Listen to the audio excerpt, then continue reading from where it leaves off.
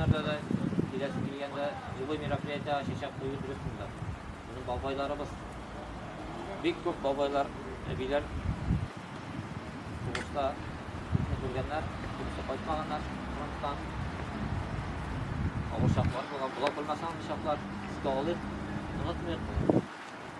Unuklarga, bağlarga şu pametliklerini saklap, şu tradisiyalarını bitirmişe, bizden sonra bütünüsü de baytırıp yaşayıp. Edesiz sözler var mı? Edesiz kişiler. Yok mu? Hadi sen bir yutma olacak. Allah deyirler, anlarını barelyefleri var.